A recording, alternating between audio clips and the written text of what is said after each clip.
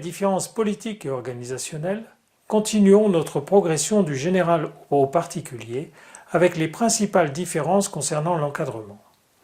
J'ai retenu la préséance, l'affadissement, l'implication, la compétence, le style et la concertation.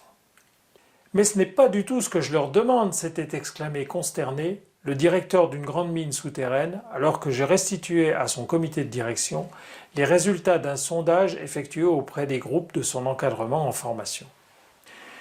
La question de l'équilibre des valeurs peut aller jusqu'à s'inverser entre volonté de direction et pratiques réelles perçues.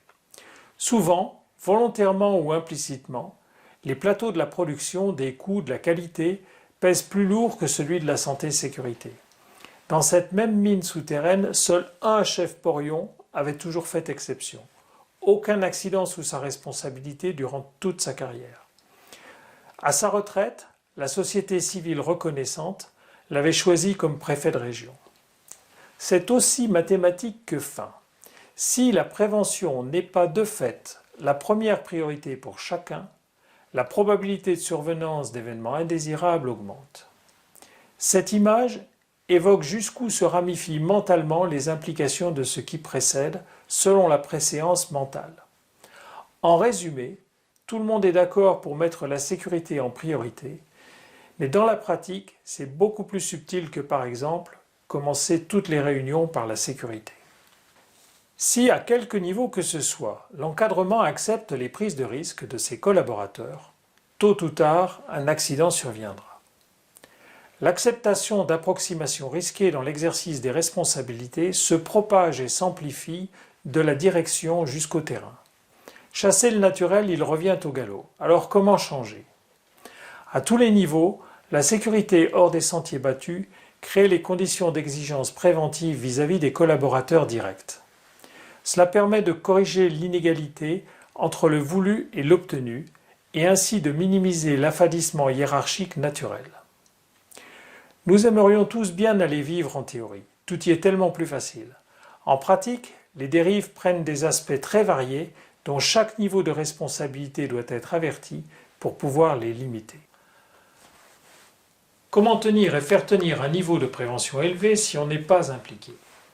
Cette image permet d'illustrer la tendance dans l'encadrement à se contenter de réémettre comme attendu, mais sans transmettre. La sécurité hors des sentiers battus préconise la motricité de transmission à tous les niveaux. Pour cela, elle influe sur les convictions personnelles et crée les conditions collectives. La motricité des terrains, comme sur cette image, n'en est qu'un des aspects. En résumé, la sécurité hors des sentiers battus, c'est du sens, des outils, des méthodes pour une motricité à tous les niveaux. Face à une situation à risque, tantôt l'encadrement ne se risque pas à affronter une résistance, tantôt une réaction maladroite fera plus de mal que de bien. En sécurité, l'encadrement fonctionne souvent intuitivement à l'expérience. Même avec de l'engagement, ce n'est pas suffisant. La sécurité hors des sentiers battus apporte en plus un guide méthodologique. Mis en situation, filmé, l'encadrement acquiert le savoir-faire et cela homogénéise les pratiques sans pour autant gommer les personnalités. Pour certains, c'est l'entraînement en version sécurité de formation plus générale, mais pour d'autres, c'est carrément une découverte importante. Le principal, c'est d'établir une perception commune de comment bien s'y prendre pour faire changer des habitudes sans forcer. Par ricochet, cela permet aussi de déterminer quand et comment user et surtout ne pas avoir à user de coercition ou de sanction.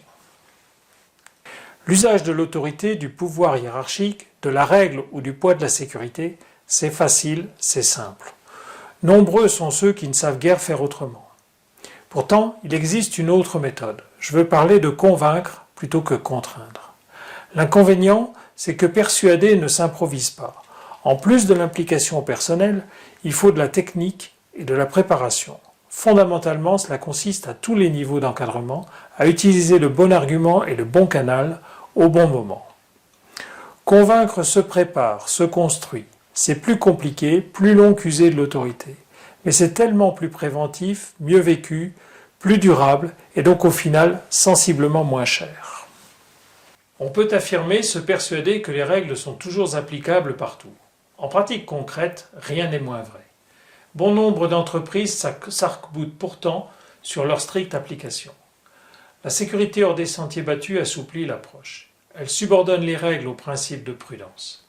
Et partant de là, elle donne des méthodes pour continuer à travailler en toute sécurité lors de circonstances où une règle n'est pas rigoureusement applicable.